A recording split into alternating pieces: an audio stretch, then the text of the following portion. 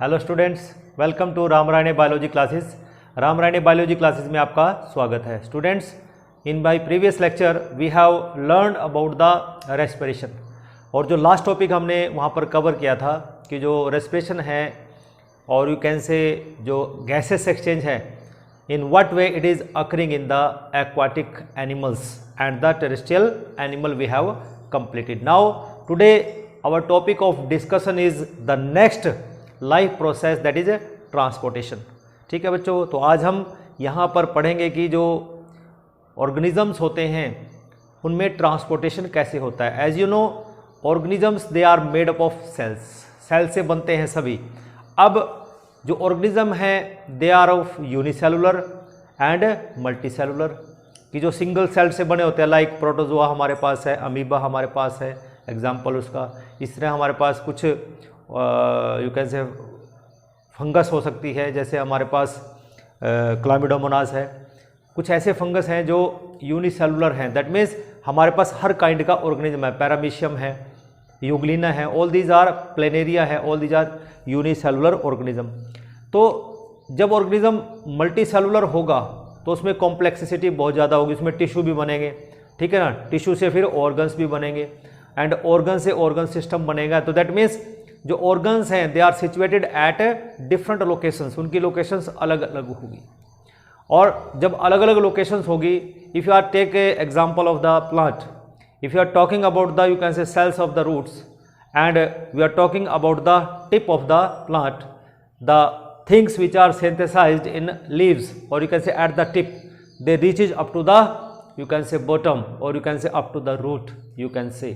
Or the things which are absorbed by the roots, they are you can say transported, or you can say reaches up to the tip of the plant.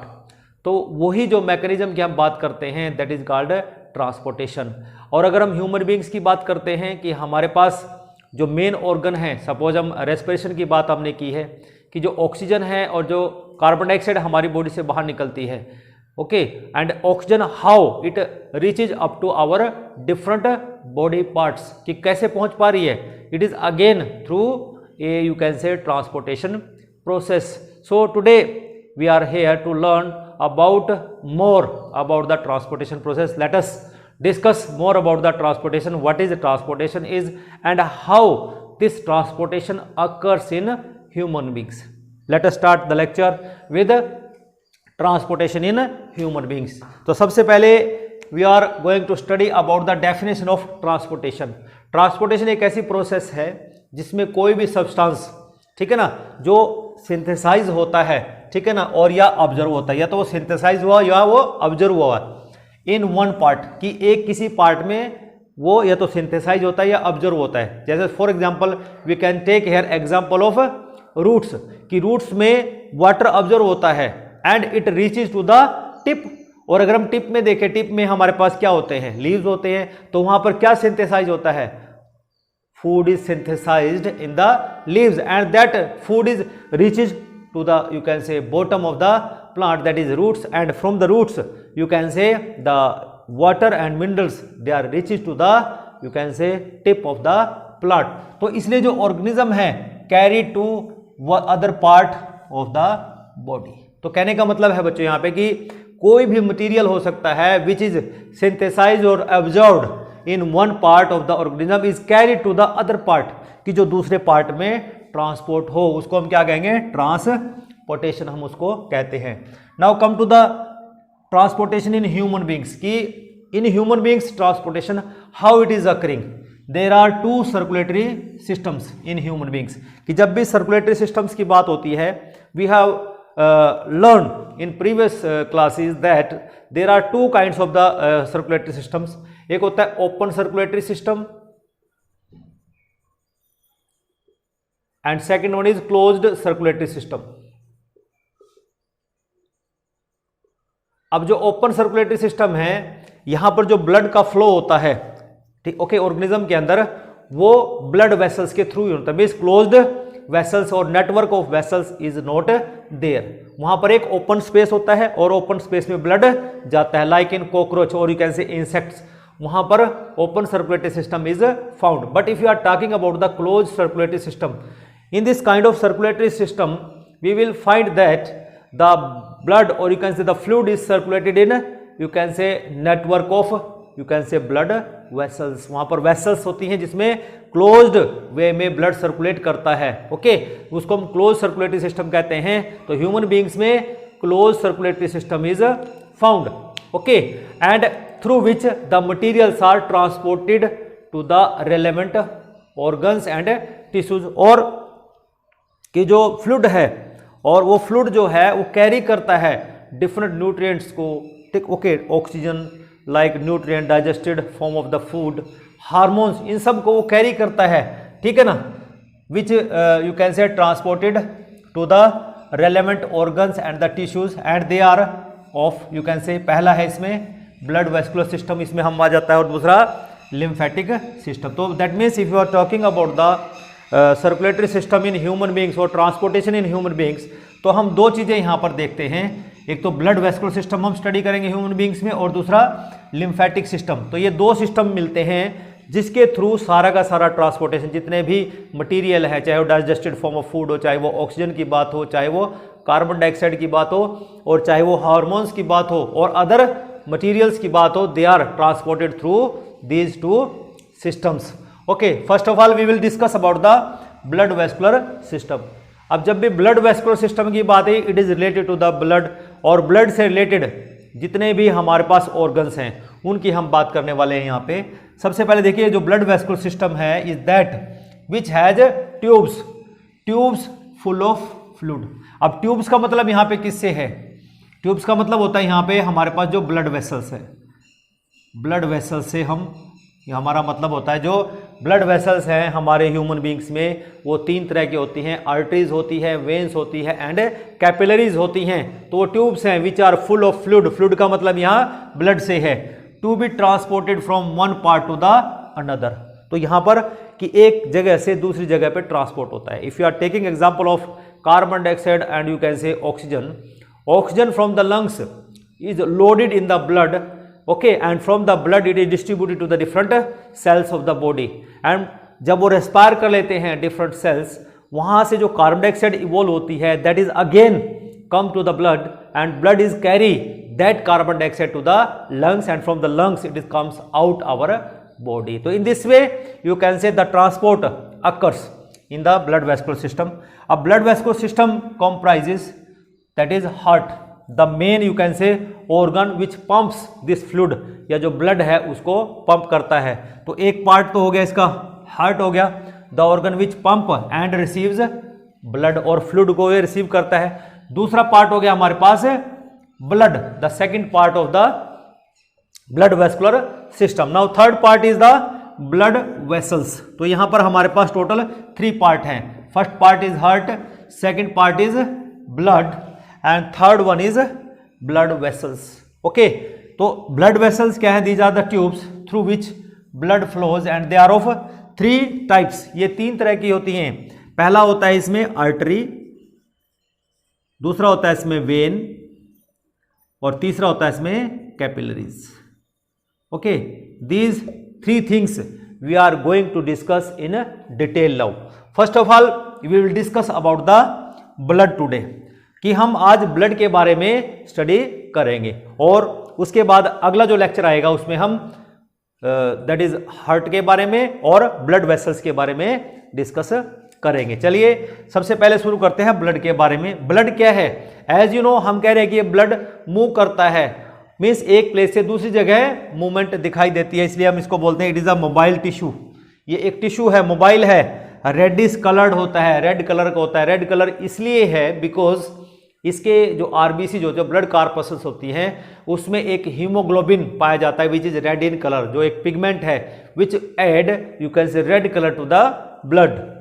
Now that circulates in the blood vessels, और ये blood जो है blood vessels में circulate करता है human body में, and it supplies nutrients. अब nutrients का बच्चों आपको पता होना चाहिए कि न्यूट्रिएंट्स कौन कौन से होते हैं. उसमें अमाइनो एसिड्स हो सकते हैं, उसमें हमारे पास ग्लूकोज हो सकता है, ओके, उसमें फैटी एसिड्स हो सकते हैं, मिनरल्स हो सकते हैं. These are nutrients, that means which are required by the human beings, they are.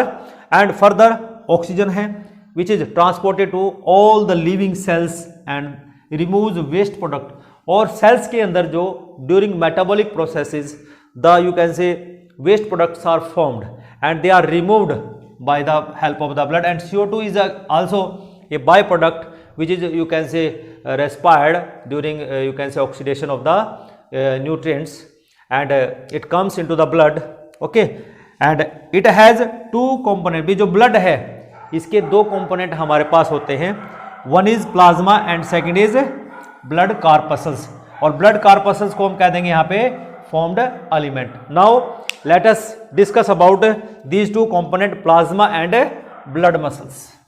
हमारे पास नेक्स्ट आता है, हम सबसे पहले डिस्कशन करते हैं प्लाज्मा की, कि जैसे जो ब्लड है उसके दो कंपोनेंट हमने बोला, one is plasma and second one is blood corpuscles. तो सबसे पहले हम प्लाज्मा की बात कर लेते हैं। यहाँ पे जो प्लाज्मा है एक्चुअल में it is a alkaline fluid, alkaline जैसे मतलब बेसिक नेचर का होता है, एंड नॉन लिविंग फ्लूइड होता है। नॉन लिविंग है इंटरसेलुलर, इंटरसेलुलर का मतलब होता है कि जैसे दो सेल्स हैं, ओके, यहाँ बीच में पाया जाता है, एक तरह का सेल से बाहर का फ्लूइड है, okay, it is the fluid present outside the cell, जिसको हम क्या कह रहे हैं, इंटरसेलुलर सब्सटेंस है, which constitute about 55% of the blood, कि जो ब्लड बना हुआ है ना उसमें 55% क्या है, वो प्लाज्मा होता है, okay, and it is pale yellow but transparent clear fluid, कि ये पेल येलो कलर का होता है लेकिन एक क्लियर फ्लूइड है, ट्रांसपेरेंट है, ओके। फिर बात आती है इसकी कंपोजिशन की, what is the composition of the plasma. तो चलिए शुरू करते हैं कि जो कंपोजिशन है प्लाज्मा की वो क्या होती है। इसमें जो वाटर है इट इज 90 to 92%, 90 से 92% के करीब जो इसमें होता है वो वाटर होता है प्लाज्मा में, ओके, एंड सॉलिड्स होते हैं round about 8% of the plasma. After that अगर हम मिनरल्स की बात करते हैं, very useful minerals that is like sodium, calcium, magnesium, bicarbonate and chlorides, they are present in the plasma or you can say blood plasma. Again nutrients like glucose, amino acids and lipids, they are present in the plasma. If you are talking about the proteins, round about 6 to 8% proteins you can say of the plasma are present, like albumin, ये एक protein है which is found in the you can say plasma, which maintain the osmotic balance of the you can say blood. Second is globulin, जो defence mechanism में काम आते हैं, like आपके पास immunoglobulin एक एंटीबॉडीज होती है उसकी तरह एक्ट करते हैं, कि जो पैथोजन होते हैं लाइक जो बैक्टीरिया है उनको किल करने में काम आते हैं, ओके। फिर होता है फिब्रिनोजन, एक तरह का प्रोटीन है विच help in blood clotting. Blood clotting का मतलब होता है कि इन आवर डेली लाइफ हमारी बॉडी के अंदर हर रोज पता नहीं कितनी कैपिलरीज बस्ट होती हैं, लेकिन बस्ट होने के बाद उनकी जो ब्लीडिंग है it is stop due to the clotting of the blood, ये ब्लड के फ्लो को रोक देता है। Some time you will observe that if आपको कोई कट लग जाता है आपकी स्किन में, if you got a cut, तो वहां से ब्लीडिंग होना स्टार्ट हो जाती है, after some time blood flow will stops. वो स्टॉप क्यों हुआ, क्योंकि ब्लड के अंदर कुछ फैक्टर्स होते हैं which help in blood to clot, वहां पर एक क्लोट बन जाएगा। आफ्टर दैट कुछ डिफेंस कंपाउंड्स होते हैं यहाँ पे लाइक इम्यूनोग्लोबिन, जिसकी हम अभी बात कर रहे थे, ठीक है ना, जो एक एंटीबॉडीज की तरह एक्ट करते हैं, they act as antibodies, antibodies की तरह एक्ट करती हैं। और ये एंटीबॉडीज किसको, जैसे जो बैक्टीरिया होगा या पैथोजन होगा, कोई भी पैथोजन हो सकता है, उसको किल करने में हेल्प करती हैं, ओके, उसको इनएक्टिव वो बना देती है।